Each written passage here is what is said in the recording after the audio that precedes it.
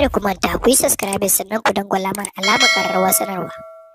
Yadda cutar sikila ta sa Aisha ta shafa shekara 8 a karatunta na difloma. An haifi Aisha ne da lalurar sikila, amma duk da haka ta samu ta yi karatu har matakin HND. Sunana Aisha Ismail Makarfi. An haife ni da lalurar ciwon sikila. Ina fama da wannan ciwon tsawon shekara 28. Ina shekara 2. To, duk da ci gaban da aka samu a fagen magance jinyar da masu lalurar sikila ke yi, musamman a ɓangaren dashen da ake yi musu na ɓargon ƙashi, wanda ke iya warkar da su sarai, har yanzu mawuyacin halin da wasu ke ciki sai ƙara ta'azzara yake yi. Yau ka je makaranta gobe ba za ka je ba, yau ka je makaranta gobe ba za ka je ba, a haka dai a haka. Gaskiya ta shafi karatuna ta fanni da dama sosai da sosai, saboda duk karatun da na tun daga firamare, secondary har yanzu na gama poli, gaskiya na sha wahala sosai. Don wani lokaci zan yi sati ɗaya, sati biyu ban je makaranta ba. Wani lokaci ma ana jarabawa ciwon zai tashi. Wani lokaci ma ina cikin rubuta jarabawa ma ciwon nawa zai tashi. A haka dai a haka har na samu na gama. Da aka tambaye ta ko me ya bata ƙwarin gwiwa wajen yin karatu sai ta ce. Gaskiya saboda ai wannan lalura ba ita ne zai sa ka, da na yi wannan tunanin da farko sai na lura kuma na ce ai ni ma dai kawai dai wannan lalura dai tana jikina ne. Ni ma still zan iya cimma burina, sannan kuma iyayena sun bani support sosai akan karatuna. Ko da wani lokaci na zo ina ce musu ni na gaji da karatun nan, wannan ciwo ma kullum ma baka ma samu ma ka samu karatun ma da ya dace, kusan rabin ta ma duk kana asibiti. Ni gaskiya ko dai in haƙura ne, sai su ce min a'a in dai in Allah ya zan cimma burina, in Allah ya zan cimma burina. A haka gashi kuwa har Allah ya sa din na gama. Sannan ya kika ji take fara NYSC? Gaskiya na ji ba karamin farin ciki na ji ba, na ji daɗi sosai, saboda ni duk a tunani ban ma taɓa tunanin cewa har ma zan gama makaranta har ma in yi sabis ɗin in tafi bautan ƙasan ba. To amma kuma gashi nan cikin ikon Allah har na gama. Sadan shekara na ƙarshe a lokacin ne aka min aikin farko na ƙuguna, don a lokacin ma har lecturori na suke cewa dole ma sai na yi repeating. Sai nake cewa insha Allah ba zan yi repeating ba.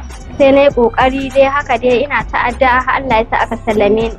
Ana sallama na ma da sati 2 na koma makaranta. Na je ɗan thesis ɗin da ban yi ba na samu dai da sandan na je na yi thesis ɗin, sannan na je na yi rubuta jarabawa na. Don paper na ma na ƙarshe ba ma da 'yan ajinmu na rubuta shi ba, da juniors ɗina na rubuta, saboda lokacin paper ƙarshe a Bene aka yi. Sau nawa aka yi miki aiki na wannan ciwon? Akwai wani lokaci ina zuwa clinic a nan Shika, to suka ce mana akwai wani yanzu an fito da wani ci gaba, ana yin wani aiki shine ana kiran shi bone marrow transplant. Shine suka ce mana duk inda kai sikila ne kana fama da wannan lalura, idan dai har ka samu aka yi maka wannan aikin, to in Allah ya da ka rabu da wannan ciwon kenan har abada. Dama shi ciwon sikila menene, dama crisis ne, to zaka daina crisis. Idan ka daina crisis ai shi kenan, kuma dama shi crisis din nan shine ke kawo complications. To ka daina crisis kaga ba za ka samu complication ba, to ai ka warke kenan, za ka dinga rayuwarka kamar yadda sauran yan uwanka suke rayuwarsu. To ni gaskiya iyayena ba su da karfin da za su iya daukan wannan ɗawainiyan aikin nan na, tun daga shi yanzu ma na hip din nan da ake cewa za a mun aikin hip replacement.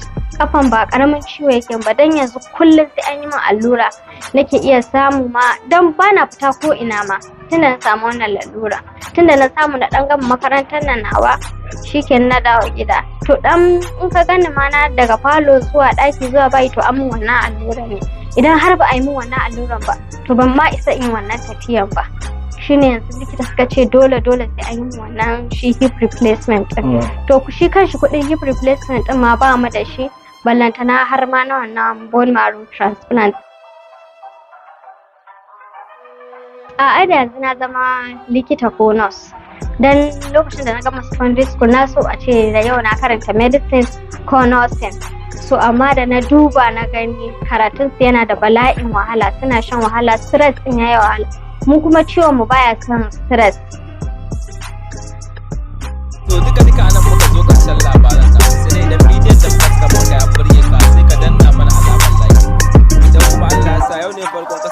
da wannan tasha ta mai albarka. Sai ka yi hakuri don Allah da annabi ka taimaka ka agaza ka danna mana subscribe. Kana ka danna alamar ƙararrawar sanarwa domin samun sababbin shirye-shiryenmu da zaran mun dora.